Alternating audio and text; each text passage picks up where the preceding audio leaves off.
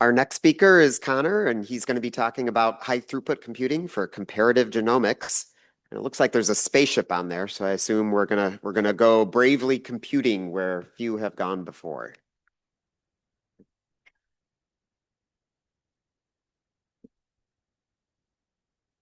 Can you hear me?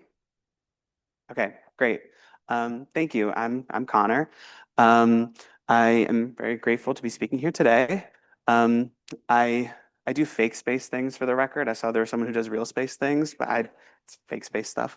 But I am a PhD student in the Department of Plant Pathology, um, and I work in the Glucktaler lab, and we study evolution. So we study an evolutionary process called horizontal gene transfer. For some background, vertical gene transfer is the passage of genetic material from parent to offspring, kind of the standard way you think about DNA moving between individuals. Horizontal gene transfer is the movement of genetic material from one donor to a recipient who is not an offspring. So it'd be like me giving you DNA and then you incorporating that into your genome. This is really well understood in bacteria, where it contributes to the evolution of things like antibiotic resistance. In plants and animals and fungi, it's much less understood. We focus on fungi. You probably don't think too much about fungi in your daily life, besides like pizza toppings, but I promise you they are an extremely important and diverse group of organisms. They contribute greatly to any ecosystem you could ever imagine. And they're very important for crop health and human health, both beneficial and detrimental in that sense. So one of my big questions is, how does horizontal gene transfer as an evolutionary process contribute to the great diversity that we see within fungi? And we think about this question in the context of these things called starships, which are a recently discovered type of mobile genetic element or cluster of genes that can horizontally transfer between different species of fungi and carry adaptive genes with them. So there are these clusters of genes. The first gene in the cluster we call the captain gene. It is the gene that's actually responsible for the movement of the starship between different fungal species. And then it has a bunch of other genes that we call cargo genes, which can be potentially adaptive. They can confer beneficial traits like resistance to toxic heavy metals or the ability to produce a toxin that makes it easier to infect plants, for example. Um, Detecting starships can be kind of tricky because it generally requires, with our existing tools, really high quality genomic data from different individuals of the same species, which just isn't always available, depending on the species that you're looking at. You also wouldn't necessarily find them if you didn't know what to look for. So a lot of our work has involved looking at already existing large public data sets of fungal genomes and looking for starships in those. Starships have been found so far in this group of fungi in the fungal tree of life, the Pizizomycotina, which includes most things that you would think of as a mold. My work has focused on this other group of fungi, the Basidiomycota, which includes pretty much everything you'd think of as a mushroom. We had never found any real starships in this group, but we had some clues that maybe they were here and they were horizontally transferring in some capacity. So that was my question. Are there starships horizontally transferring in these mushrooms? So we first went about answering this question with over 1,000 publicly available fungal genomes, and we used an existing tool that had been developed in the lab called Starfish to look for those captain genes at the front of the starships. Um, we did this on the CHTC in parallel, which made everything go a lot faster. God bless. And from this search, we found about 1,200 putative captain genes and 431 of those genomes from about 249 different species of mushroom and mushroom-related fungi. But just because we found these captain genes doesn't necessarily mean that they are starships or that these are starship associated. We had to do a little bit more digging to find out if they were. But unfortunately, the existing tools that we had to answer this question required much more high quality genomic data than was really available for pretty much any of these mushrooms. So we had to, well, that being said, they didn't have all the high quality data, but there's still such a great abundance of publicly available genome data for fungi. And so we wanted to develop a new tool that could make use of that publicly available data of varying quality that maybe in aggregate could come together and help us answer this question: are these real starships? Are they horizontally transferring? So we developed this new tool. We called it DeltaBit. It's based off of an existing metric called the alien index. So here's a quick rundown of how the DeltaBit tool works. So we have our captain genes that we identified in our mushrooms. We take all the surrounding genes in the region, and then for each gene, we're going to compare it to a set of in-group genes from really closely related species of fungi. These are publicly sourced sets of genes. And then we compare it to a set of out-group genes from really distantly related species of fungi. We do this with a comparison algorithm called BLAST, which does pairwise comparisons between genes, and then it will spit out a score of similarity. So then we take the best score from those in-group comparisons, the best score from those out-group comparisons, we take the difference, and then that is our delta bit score for that gene. So as an example, if we were asking the question, are genes horizontally transferring between humans and lizards? I don't think they are, but if they were, we could take a bunch of genes from a region of the human genome. We could compare them to a bunch of in-group genes that are closely related, so maybe primate genes. We could compare each gene then to a bunch of distantly related out-group genes, so maybe reptile genes. And then we would take the difference from the best scores of those two comparisons, and that would be the delta bit score for that human gene. In this case, a high delta bit score then indicates that they fit in really well with those in-group genes. And then a lower delta bit score indicates they might fit in better with those out-group genes. So that indicates likelihood or the potential that they've been horizontally transferred between those groups. So then we can plot that. We can plot, once we have the delta bit score for each of those genes, we can plot them with something like position in the genome on the x-axis, and then the delta bit score on the y-axis. And if we were looking at a real starship, we would expect something that looks like this, where you have the captain gene and then a big cluster of genes right next to it that all have really low delta bit scores compared to the surrounding genes. And that would indicate that they maybe have been horizontally transferred as a starship from the outgroup into the species that we're looking at. So that's what the DeltaBit tool does. It produces a plot that looks like this. We're looking at a real starship here. And this, you can see there is a pretty clear peak of a cluster of genes that have much lower delta-bit scores than all of the surrounding genes in this region of the genome. So this is a real starship called Hephaestus. This was one of the first starships discovered in a fungus called Paecilomyces variodii. And on this plot from the delta bit output, we are seeing that it's showing evidence of horizontal transfer with some other fungus in the outgroup that we used. And then the delta bit tool will also then detect these peaks and then look for similar clusters of similar genes in other genomes so that we can potentially find other copies, if this is a starship, in other genomes. And then those might be potential recipients and donors of our horizontal transfer. So that's what we're looking at here. In that top right plot, you have a map of the Hephaestus starship in Paecilomyces variodii, all of the genes in it. And then on the bottom, as detected by the delta bit tool, we have a similar cluster of genes in another genome of a species of Penicillium, another fungus, that has a pretty perfect inverted copy of this starship, Hephaestus, as detected by delta bit, which is awesome. And I do want to emphasize these two species names very likely mean nothing to you, and they probably look very similar. There is about 180 million years of evolution between these two, which is a similar distance as between a human and a platypus. So you could imagine going up to a platypus and like getting some DNA from it and then incorporating it into your genome, and that conferring heavy metal resistance like Hephaestus does, which is really cool and to understand how that's contributing to fungal diversity and evolution. So that's the delta bit tool. Some strengths of it. So it works compared to our other methods. It works for those species like our mushrooms with limited high quality genomes.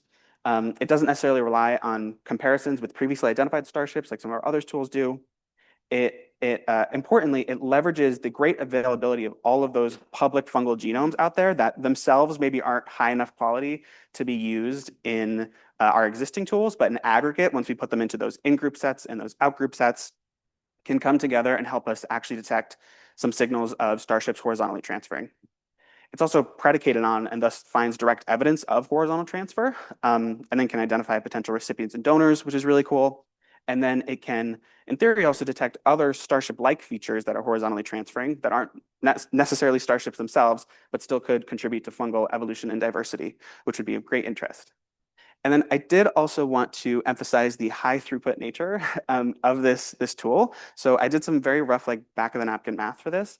But for each captain gene that I put through this tool, doing those blast comparisons between genes, it comes out to about 130 billion pairwise comparisons.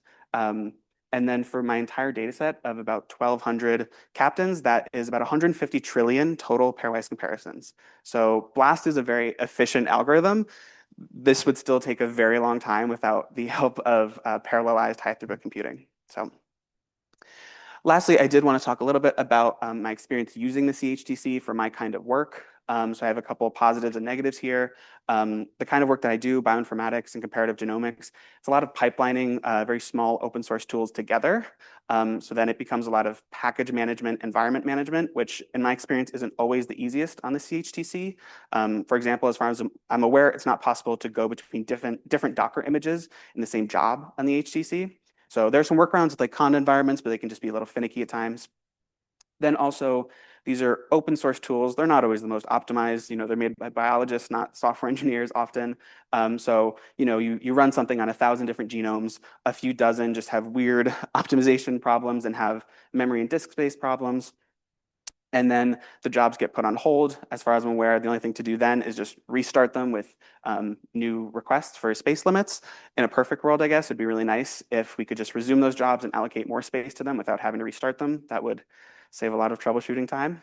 But that being said, I have had overall a fantastic experience using the CHTC. The type of work that I do would not be possible without their help. And I've received amazing support from all of the staff that I've ever interacted with here. So I'm very, very grateful.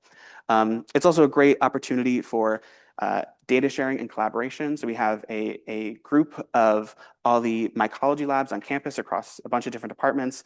And we have a whole database on the CHTC of over 4,000 different fungal genomes, which is great for collaboration, great for data sharing. So with that, I would like to thank my advisor, Dr. Emil Glucktaler, as well as everyone else in the lab, especially Sam, who helped a lot with this work, and of course the CHTC and the Department of Plant Pathology. So thank you.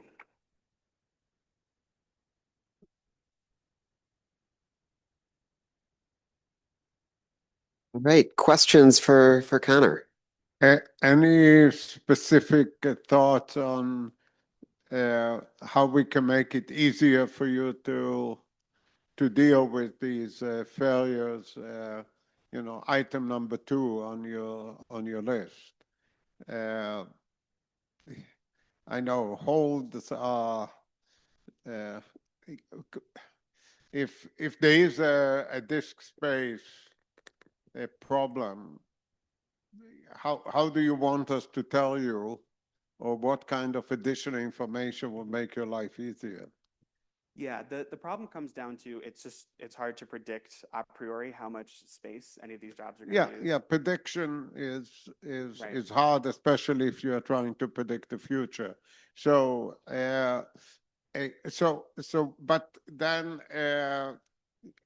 so you have to accept that from time to time Yes. you don't know. But what can we do to tell you when you don't know? Yes. I am not a computer scientist. So I don't know if this is No, feasible, but I don't want you to be a computer scientist. No, you tell me what you want to know, not how to figure out, in the same way that when you're dealing with fungal, I don't, you compare them. I don't ask you how you compare them. You You compare them. compare them. Hallelujah. So what would you like to know as a non-computer scientist when something goes wrong?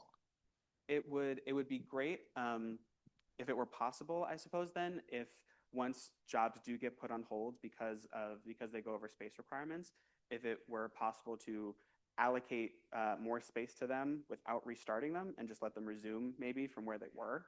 I don't know if that is When you say restart, you mean by hand? resubmit the job with more. No, we have a way of doing it for memory. Are you saying that having it for disk would have been? But even if we try again requesting more memory or more disk, at some point we will have to give up. True. So you'll be back to the problem of it's on hold because we hit some limit. Yes. Yeah, So what would you like to know? I think it is, just the nature of doing these really lateral analyses on a bunch of different samples. Yeah, I'm not sure exactly what other information would be available. So that's your homework. I mean, tell us. Yes. Not as a, don't try to figure out how we figure it out. That's our job. Okay. But you as a user, okay, it is on hold or it is put into the archive or whatever. What do you want to know of what happened to your poor job? Okay. And is there anything anybody else would like to know from our speaker? Yeah, we have questions.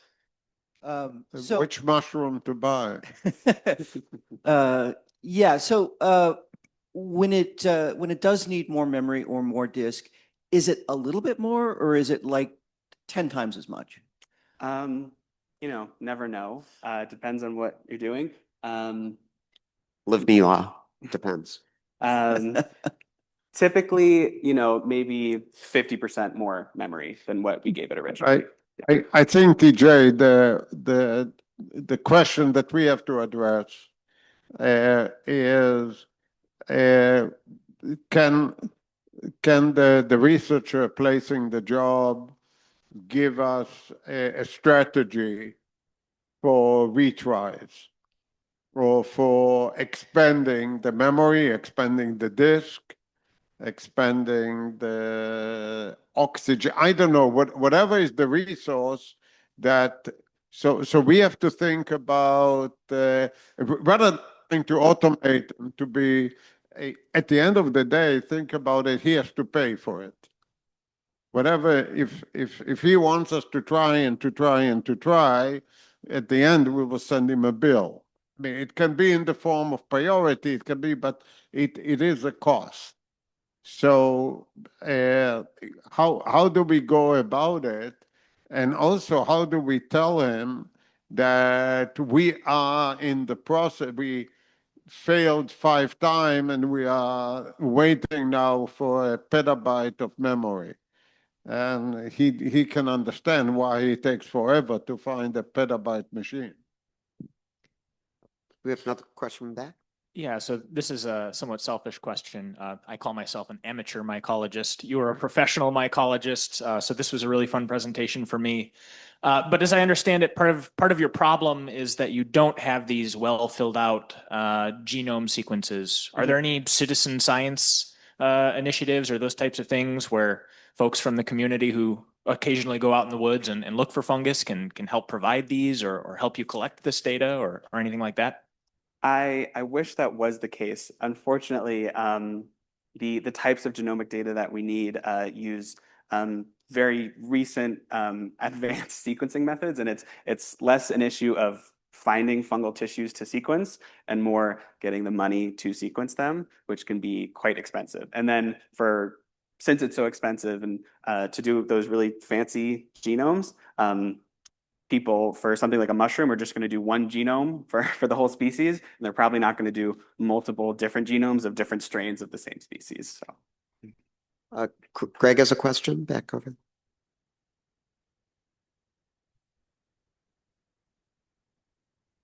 So thank you for the talk. I'd never heard of these Starship genes before, so now I have a new nightmare to think about. I'm curious, what's the greatest diversity of species or difference in species that this genetic transfer has been observed in? So the one that we have the most concrete evidence for right now is the one I showed you between that Hephaestus starship. So that's 180 million years about. We have much less concrete evidence for horizontal transfer between those molds and those mushrooms, which would be, I think, about 500 million years. So that's something like a human to a snail. Beyond starships. In which direction? I get you can't really tell which direction, it's just present in both of them. Horizontal gene transfer generally outside of starships does happen quite a bit in fungi, and we can detect that it happens on those really large scales generally, but we don't know the specifics of it. We just see evidence that it does happen at some rate. Okay. If there are no more questions, let's give our speaker one more round. Thank you, Conor. Oh, there is one more question. Sorry. Is this on? Yep. Okay. Question from Zoom, Kevin Kettner. This may be a silly question because I'm not a scientist or CHTC user, but could there be a tool created to help CHTC users estimate the memory or storage required? That might lower the chance of a job failure. Well, yeah, well, as Marone said, predicting is hard, especially when it's the future, which confused me because I don't know how you predict the past, or that doesn't. Any thoughts? I don't know. For a lot of the work we do, they're not using much memory or disk, and so it is just kind of troubleshooting. I don't know. We have it all over. The understanding the resource requirement, which is data sensitive, is a non-functional problem. Yeah, as an RCF, we just recommend users to test their jobs, but of course it's difficult to predict when you have different types of data that, different outputs. Yeah. But in general, just testing and doing your best to predict from that. Yeah. Outliers are hard. Okay, one last time.